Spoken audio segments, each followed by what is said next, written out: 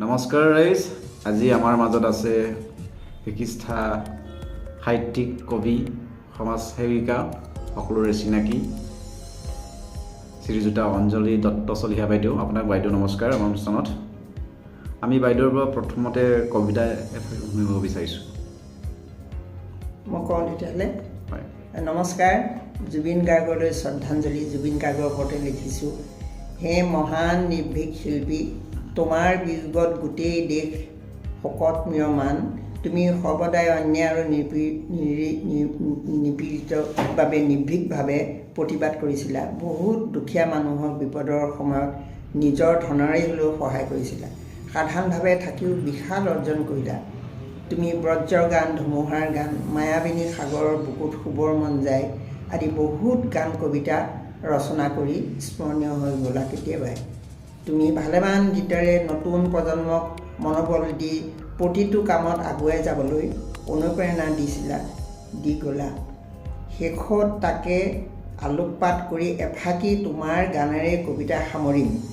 যদি জীৱনৰ ৰংবোৰে লুকা ভাকু খেলে, আশাৰ চাকিটি উমি জ্বলে, তথাপি বন্ধু আগুৱাই যাবা, পিছলৈ ঘূৰি নাচাবা। যদি জোনবেলি তৰায়ো মুখ থাকে, তথাপিও বন্ধু মনোবল ৰাখিবা। মুক্ত আকাশৰ ৰদেও যদি নাহে, মনোবল ৰাখিবা। শেষত সকলো পাবা। ধন্যবাদ। জয় জুবিন, জয় জুবিন। ধন্যবাদ। নমস্কাৰ। মই আজি অঞ্জলি চলিহা বাইদেউৰ ওচৰলৈ আহিছোঁ। তেখেতে আমাৰ এই সমাজত বহুত লিখা মেলা কৰে। তেখেতৰ বিষয়ে অলপমান জানিব বিচাৰিছিলোঁ। এতিয়া মই বাইদেউৰ ওচৰলৈ আহিছোঁ। আহকচোন সকলোৱে ৰাইজ, চাওকচোন। বাইদেউ, আপোনাৰ বিষয়ত মই জানিব বিচাৰিছোঁ। সকলোকে মই নমস্কাৰ জনাইছোঁ। তেতিয়াহ'লে মই মোৰ বিষয়ে কওঁ। মোৰ ঘৰ ডিব্ৰুগড় নাহৰকটীয়াত। মোৰ নামটো হৈছে অঞ্জলি দত্ত চলিহা। দেউতাৰ নাম আছে ভীম দত্ত। মাতৃৰ নাম আছিল সাদৰীলতা বৰকাকতি দত্ত। মোৰ জন্মস্থান নাহৰকটীয়া চাহ বাগিচা। আৰু জন্মৰ তাৰিখটো হৈছে 1948 চন। বৰ্তমান ঠিকনা নাহৰকটীয়া কলেজ ৰোড। আৰু শিক্ষকতা অৰ্হতাটো মই হায়াৰ ছেকেণ্ডেৰী। আৰু সমাজকৰ্মী, সাহিত্যৰ আজীৱন সদস্য। 2010 চনৰ পৰা মই সাহিত্য চৰ্চাত ব্যস্ত। আৰু মোৰ ইয়াত গুৱাহাটীত আছোঁ। আজি 19 চনত মোৰ ল'ৰা ঢুকাইছে বিশেষ কাৰণত। মানে এটা পথ দুৰ্ঘটনাত ঢুকালে, বৰ দুখৰ কথা। মই তেতিয়া 19 চনৰ পৰা ইয়াত আছোঁ আৰু সমাজৰ লগত এনেকৈ লাগি মেলি আছোঁ। সাহিত্য চৰ্চাত গৈছোঁ আৰু কেইবাটাও মোৰ অনুষ্ঠান আছে গুৱাহাটীত আছে কেইবাটাও অনুষ্ঠান। আৰু তাৰ পৰাই মই ভালেকেইটা মানে বঁটা বাহনো দিছে। আৰু সেইকেইটা হৈছে জীৱনজোৰা সাধনা বঁটা, অসম সুৰভি বঁটা, সাহিত্য পৃথিৱী বঁটা, জ্ঞানদীপ বঁটা, অসম কলা কৃষ্টি বঁটা, সাহিত্য সুৰভি বঁটা। সাহিত্যৰ যুগতেই এইখিনি মই গুৱাহাটীতে পাইছোঁ। আৰু গতিকে ইয়াতে বৰ্তমান আছোঁ। মই এইখিনি ৰাইজৰ লগত থাকি মই ভালো পাওঁ। আৰু গতিকে মই আছোঁ ইয়াৰ মাজতে। সকলোকে এইখিনিকে ক'লোঁ। আৰু আছে মোৰ বহুত কাহিনী, এতিয়া নকওঁ আৰু। এইখিনি দুখৰ কাহিনী আছে। আৰু গতিকে সেই যে মোৰ মৃত্যু হ'ল ডাঙৰ ল'ৰা, সেইটো কাহিনী আছে। বহুত দুখতে মই ইয়াত আছোঁ। আৰু গতিকে সাহিত্য চৰ্চাৰ লগত এতিয়া মই লাগি আছোঁ। নিশ্চয় মনটো ভাল লাগিছে আৰু পাতল লাগি আছে আৰু আপোনাৰ। গতিকে ইয়াতে আছোঁ সকলো ৰাইজৰ। নিশ্চয় ভাল লাগে। পিছে আপোনাৰ গ্ৰন্থ কেইখনমান ওলাইছিল কওকচোন। গ্ৰন্থ মোৰ 4খন গ্ৰন্থ ওলাইছে মোৰ।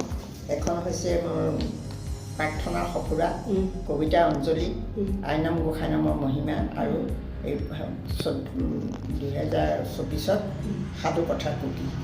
এতিয়া মই অকল কবিতা চবিতাই লিখি আছোঁ। কিতাপ মই আৰু লিখা নাই। আৰু বাৰু কবিতাওতো লিখে। কবিতা লিখোঁ। কবিতা এটা পাঠ দি দিলে ভাল হয় বাইদেউ। আমিও দৰ্শকে চাব পাৰিব আপোনাৰ কবিতাটো। ঠিক আছে বাৰু। কবিতাটোৰ শিৰোনাম আদৰণি নতুন দিন। শীতৰ সেমেকা ৰাতি, গভীৰৰ পৰা গভীৰ। সুদূৰত এটা ফেঁচাই বিকট চিঞৰ মাৰি সংকেত দিলে দুপৰ নিশা। ফৰিং ফুটা জোনাক নিশা, লাহে লাহে গ্ৰাস হৈ আহিল আঘোণ ঘন কুঁৱলীৰ জাকে। বানপানীত বুৰ যোৱা গাঁৱৰ দৰে শীতৰ দুখৰ নিশা হৃদয়ৰ মণিকোঠাত বুৰিছিল অশান্ত হৃদয় যেন সাগৰৰ বক্ষমুকুল। বিলীন হোৱা বৰ্ণই ফণীৰ ৰঙীন সপোন।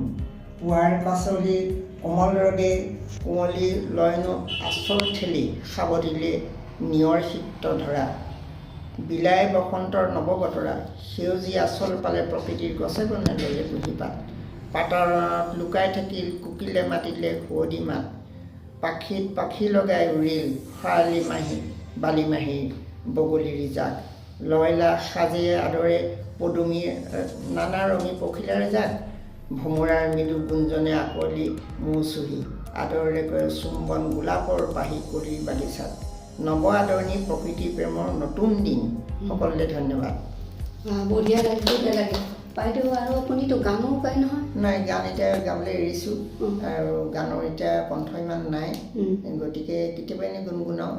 এতিয়া মই শুনাই দিয়ক। নাই, আজি মই নোৱাৰিম নেকি গাবলৈ। দৰ্শকে আপোনাৰ তাৰমানে অলপমান গুণগুণাই দিলে আৰু ভাল পাব আৰু গাই দিয়কচোন। অকণমান গাবলৈ এতিয়া অকণমান অসুবিধা পাইছোঁ নহয়।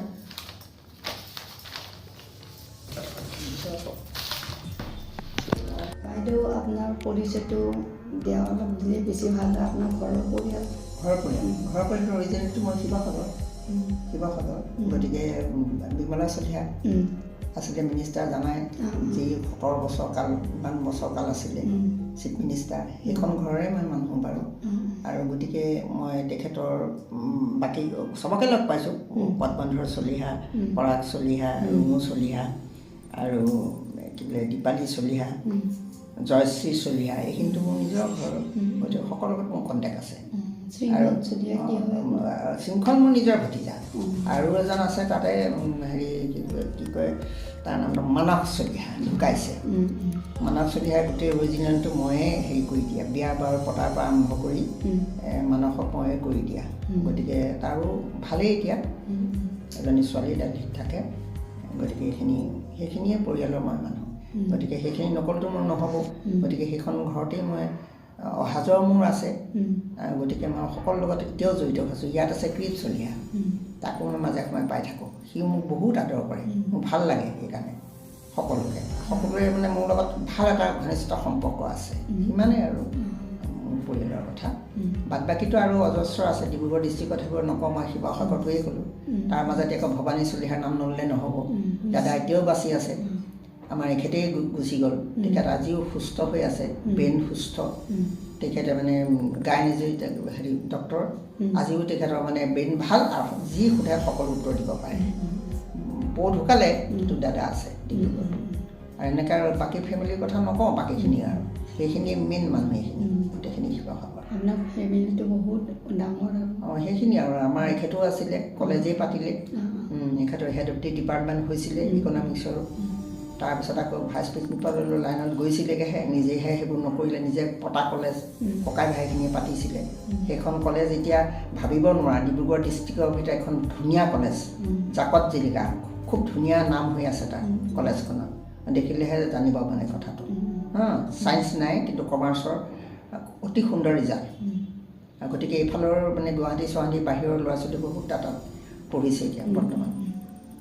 সেইখিনিয়ে কথা। ঠিকে আছে। আপোনাৰ গানটো শুনিবলৈ বিচাৰিছোঁ। কি গীত গাব কওকচোন আপুনি? বনগীত গাই দিয়কচোন। নমস্কাৰ সকলোলৈ। বহুত দিনৰ গীত এইটো গাইছোঁ, পাৰণৰ ক'ব নোৱাৰোঁ, ভুলভ্ৰান্তি হ'ব। নিশ্চয় নিশ্চয় যিহেতু আৰু হ'ব আৰু শুনিলে আপুনিতো অলপমান সাহস কৰিছেতো। সেইটো হয়তো মোৰ সুৰটো নহ'বও পাৰে, তথাপি মই গাবলৈ চেষ্টা কৰিম। সকলোলৈকে ধন্যবাদ কৰিছোঁ, শুনিবলৈ ইচ্ছা কৰিছে সেইবাবে। সেউজীয়া গছে বনে আমাৰে গাঁও এখন, বিলৰ বুকুত জাকৈ মাৰে গাভৰু ছোৱালী। গোহালিত গৰু ভৰা, বাৰীত তামোল পাণ, পথাৰতে হালে জালে খেতিৰ পকা ধান। চালত পৰি পাৰ চৰাই কুৰুলিয়াই মাতে, ৰ'দত বহি ককা আইতাই মনৰ কথা পাতে। আমাৰ গাঁৱৰ বিৰিখতে নানা চৰাই মাতে, পথাৰতে গৰু ৰখীয়াই কাৰে কথা ভাবে। আমাৰ গাঁৱৰ ডেকা ল'ৰা পথাৰ মোৱা মন, মাটি ফালি চপাই আনে সাত সাউদৰ ধন। জোন গ'লে বেলি গ'লে তৰা শাৰী শাৰী, বুকুৰে পোন গাঁৱে খনি মাটিৰে জীয়াৰী, মাটিৰে জীয়াৰী। ধন্যবাদ। গানটো শুনিবলৈ খুব ভাল লাগিল বাইদেউ। আপুনি আৰু আগলৈকে আগুৱাই যাওক। মই আপোনাক বহুত আশা কৰিছোঁ যাতে আপুনি আৰু আগলৈকে আগুৱাই যাব পাৰে। এইখিনি কৰি বহুত ধন্যবাদ। তোমালোকক পাই আজি মোৰ বৰ ভাল লাগিছে, আৰু গতিকে এইখিনি যে মই ক'ব পাৰিছোঁ এইটো কাৰণে মই বৰ সুখী হৈছোঁ আজি। আজি আপুনি যে আপোনাৰ দৰে এই মহিলা এগৰাকী যে গান গাবা বা কবিতা পত্ৰিও শুনালে কিমান ভাল লাগিছে আৰু। গতিকে আপুনি আৰু আগুৱাই যাওক, আমি ভাল পাওঁ। গতিকে আপোনাৰ পৰা আমি বিদায় মাগিছোঁ। সকলোকে ধন্যবাদ জনাইছোঁ। শুভৰাত্ৰি। বাইদেউ, আপুনি কোন কোন গুৱাহাটীতো নাহৰকটীয়াৰ পৰাতো আপুনি গুৱাহাটীলৈ আহিছে, কোন কোন অনুষ্ঠানত গুৱাহাটী জড়িত আছে কওকচোন। গুৱাহাটীত জড়িত মই 19 চনতে আহিলোঁ। মোৰ যে মোৰ যোৱাটো যে কাহিনীটো হৈছিলে এক্সিডেণ্টৰ তেতিয়াই অহা। মই 19 এনেইতো মই গুৱাহাটীতেই থকা, কিন্তু বিশেষভাৱে মই এতিয়া আছোঁ। আৰু এই অনুষ্ঠানবিলাকৰ লগত মই সোমাই গ'লোঁ। প্ৰথমেই মই সোমাই গ'লোঁ চানমাৰী সাহিত্যচৰা, গুৱাহাটী আলোচনা চক্ৰ, বিশ্ব পক্ষী দিৱস আৰু ভগ্নী সংগঠন, প্ৰাকৃতিক কবি সন্মিলনত আছোঁ। আৰু আছোঁ 4 নম্বৰত আছোঁ পদপথৰ আবেলি কবিতা, আৰু 5 নম্বৰত আছোঁ অনুষ্ঠানেই আৰু এইবিলাক গুৱাহাটী জ্যেষ্ঠ নাগৰিক সন্থা, তাৰপিছত সৃষ্টি পদাতিক কাব্য পীঠিকা, এইটো অনুষ্ঠান চেলিপুঠিত আছে। আৰু বৃহত্তৰ মহানগৰী শিল্পী সমাজ, এইটো নতুনকৈ মই সোমালোঁ শিল্পী সমাজত। খুব মানে মোক মানে ভাল লাগিলে। মোৰ নিজৰ হেৰি আছে, ভাল লগা কথা আছে। গতিকে মই ৰাসখনত সোমালোঁ, এই সুন্দৰ এখন ৰাসত সোমাই গ'লোঁ আৰু ভাল লাগিলে। সেই ৰাসখনো বহুত পুৰণি, ইয়াত মানে জন্ম হোৱা 18 চনতে জন্ম হোৱা, তেখেতসকলে যথেষ্ট কষ্ট কৰি ৰাসখন পাতিছে। 5 নৱেম্বৰত আমাৰ ৰাস হৈ গ'ল। অতিশয় তাত মোক মানে বিশেষভাৱে সভাপতিকে পাতিলে। ইমান এটা হেৰি নোৱাৰিম বুলিয়ে ভাবিছিলোঁ, তথাপিও সুন্দৰকৈ হৈ গ'ল আমাৰ ৰাস। গতিকে এইখিনিয়ে অনুষ্ঠান মোৰ গুৱাহাটীত। আৰু এনেকৈ মোৰ অনুষ্ঠান আছে আৰু ডিব্ৰুগড়তো আছে তেনেকৈ অনুষ্ঠান। নাহৰকটীয়া আমাৰ লেখিকা সন্থাৰ এতিয়া উপদেষ্টা, তাৰপিছত ছিনিয়ৰ চিটিজেনৰ উপদেষ্টা, সাহিত্য শতদল শাখাৰ কাৰ্যনিৰ্বাহকত আছোঁ সদস্য। পূৰ্বেইন সুহিত বুলি এটা আছে অনুষ্ঠান, তাতো মই জড়িত। অংকুৰ কাব্য চৰ্চাৰ উপদেষ্টা, বৃহত্তৰ মহানগৰী নাগৰিক মঞ্চ, আমাৰ নাহৰকটীয়া নাগৰিক মঞ্চ, তাৰো মই এতিয়া উপদেষ্টা। আৰু 1 নম্বৰ লংগাঁও গ্ৰুপত মৌবন মইনা পাৰিজাতটো চলাইছোঁ ইয়াৰ পৰা, তাৰো মই উপদেষ্টা, তাতো সোমাই আছোঁ গুৱাহাটীৰ পৰা। গতিকে এই মনটো মই এই ৰাইজৰ লগত থকাই মন, আৰু মই এইখিনি কৰিবলৈ মই ভাল পোৱা মনটো। তেনেকৈ মই আগবাঢ়ি আছোঁ এতিয়া। ভগৱন্তই এনেকৈ মোক ৰাখিছে, সিমানেই কথা মোৰ। আপুনি বহুত অনুষ্ঠানতে জড়িত আৰু পাতল কৰি ৰাখি আছে। যদিও আপোনাৰ ল'ৰাটো মাৰা গৈছে, কিন্তু আপুনি ফিল নকৰিব, ফিলটো কৰা নাই। এইবিলাকত থাকিলে আপোনাৰ মনটোও ভাল পাতল হৈ আছে। আমি অকণমান বাহিৰলৈ এনেও মনটো অলপমান চেঞ্জ হয়। গতিকে এইখিনিৰ লগত ৰাইজৰ লগত থকা মোৰ সৰুৰ পৰা মই মঞ্চ চঞ্চত থকা মানুহ, আৰু গতিকে মই এই ৰাইজক মোক সাংঘাতিক ভাল পাওঁ। মোক ভাল পাওক বেয়া পাওক মই এইটো নিবিচাৰোঁ। মই ৰাইজৰ ওচৰত থকাটোৱে বিচাৰোঁ। কোনে ভাল পায় বেয়া পায় এইবোৰ মই নাভাবোঁ। মই সকলোকে একে সমান চকুৰে চাওঁ ন, গতিকে মই সকলোকে একে দেখোঁ। সকলোকে মই তেতিয়াহ'লে ভাল লাগিছে। মোৰ সাক্ষাৎ নিকাত ল'বলৈ অহা সময়তো নিজকে মই ইমান হেৰি বুলি মই নাজানো।